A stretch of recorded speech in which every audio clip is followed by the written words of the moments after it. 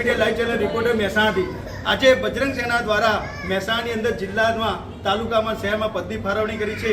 તો આવો જાણીએ આપણે જે ગુજરાત પ્રદેશ અધ્યક્ષ તરીકે બજરંગ સેનાએ હરેશભાઈ પ્રજાપતિને નિમણૂક કર્યા છે, તો એમના થ્રુ જાણીએ કે આગામી સમયમાં બજરંગ સેના શું હિન્દુત્વ માટે, ધર્મ માટે અને સેવા માટે કામ કરશે। તો પહેલાં તમારું નામ અને તમારો પરિચય આપજો। મારું નામ હરેશભાઈ પ્રજાપતિ છે અને મહેસાણા 30 થી 35 વર્ષથી અમે લોકો રહીએ છીએ અને બજરંગ સેનામાં જોડાઈને ખૂબ લોકોનું મતલબ કે નેતૃત્વ જોયું, એમનું કામગીરી જોઈ અને મને બી ખૂબ આનંદ થયો અને મારે બી આમાં કામ જોડાવાની મને જે તમે લોકોએ આપ્યું છે અને એમાં હું ખૂબ સારી રીતે જોડાઈ અને ખૂબ આગળ વધારીશ આપણી ટીમને અને ખૂબ આગળ લઈ જઈશ। અને પછી આ જે કાર્યક્રમની રૂપરેખા હતી કે મહેસાણા ખાતે જે હોદ્દેદારની ટીમ જે આજે તાલુકા, શહેર અને જિલ્લામાં બની છે, તો એમાં આપણા જે દિનેશભાઈ ગોહિલને જે મહેસાણા શહેર પ્રમુખ જાહેર કર્યા છે બજરંગ સેના વાળાએ, તો આજે એમનું પણ જાણીએ કે આગામી સમયમાં મહેસાણા ખાતે એમની કામગીરી બજરંગ સેનામાં કેવી રહેશે। તો પહેલાં તમારું નામ પરિચય આપશો। મારું નામ દિનેશ ગોહિલ છે। મહેસાણા શહેર પ્રમુખ તરીકે મારી બજરંગ સેનામાં નિમણૂક કરવામાં આવી છે। એમાં હરેશભાઈનો ખૂબ ખૂબ આભાર માનું છું અને આની અંદર અમે નવા બીજા અને યંગ યુવાઓ નવા જોડવાના છે અને એ કામગીરી અમે બહુ સરસ રીતે કરીશું અને ગૌ માતાની રક્ષા માટે અમારે જે લડવાનું છે, લડાઈ કરવાની છે, એમને રાષ્ટ્રમાતા બનાવવા માટે, એના માટે અમે જે બની શકે તેટલા કામ અમે સારા કરીશું। હવે આપણી અંદર જે બજરંગ સેનાની મહિલા મોરચાની ટીમ પણ આવી છે, તેમના દ્વારા જાણીએ કે જે બજરંગ સેનાનો મુખ્ય હેતુ છે ગાય માતા, રાષ્ટ્રીય માતાવાળો, તો એના સમયમાં આગામી સમયમાં મહિલા મોરચા બજરંગ સેના માટે શું હિન્દુત્વ માટે કામ કરીશું। તો આપણે પંખીબેન ઝાલા અને વીણાબા બંનેને આપણે એમને પણ જોઈએ કે બજરંગ સેના માટે આગામી સમયમાં શું કામ કરવાના છે। તો પંખીબેન, તમારો પરિચય।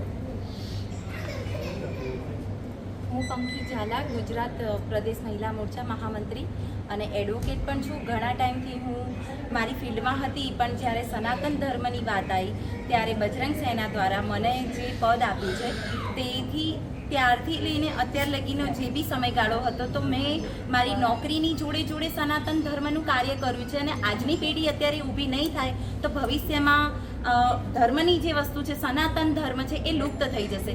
તેથી અમારું બજરંગ સેનાનું એક જ કાર્ય છે કે સનાતન ધર્મ સતત ચાલતો જ રહે અને આવનારી પેઢી માટે બી લાભદાયી છે। અને જ્યારે ગૌ માતાની વાત છે, તે ગૌ માતાની સેવા કરશો એ આપણું મોટામાં મોટું ફળ છે। ગીતામાં બી લખ્યું છે, દરેક પુરાણોમાં બી લખ્યું છે કે ગૌ માતાનું વર્ચસ્વ શું છે।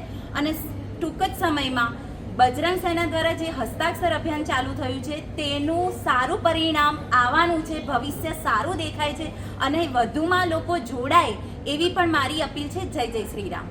હવે આપણા ગુજરાત પ્રદેશના મહાસચિવ વીણાબા ઝાલા પણ અહીંયા ઉપસ્થિત છે, તો એ પણ હિન્દુત્વ માટેનું જે બજરંગ સેનામાં કામ થઈ રહ્યું છે તેની પણ માહિતી આપશે।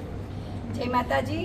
બજરંગ સેના માટે હું એટલું કહીશ કે ખરેખર બધાએ ઘરે ઘરે બજરંગ, આપણે ક્યાંય સ્પેશિયલ તો કોઈ મંદિરે નથી જવાના, પણ આપણા ઘરેથી શરૂઆત કરીએ કે રાત્રે રોજ હનુમાન ચાલીસાના પાઠ કરીએ તો બાળકો માટે પણ ખૂબ જ સરસ ભવિષ્ય રહેશે।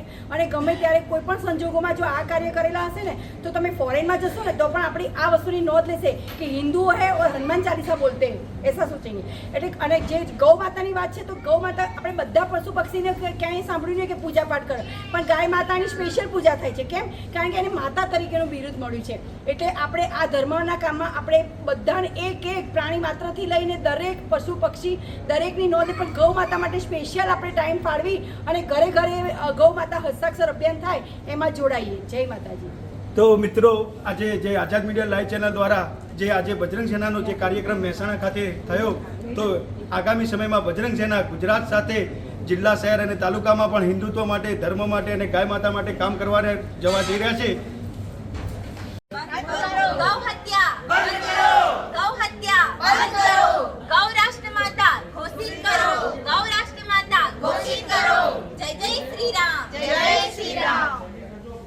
ગાંધીનગર ટીમનો, પાટણની મહિલા મોરચા ટીમનો કે તમારો કિંમતી સમય અમને આપ્યો અને બજરંગ સેના માટે આગામી સમયમાં તમે સારું કામ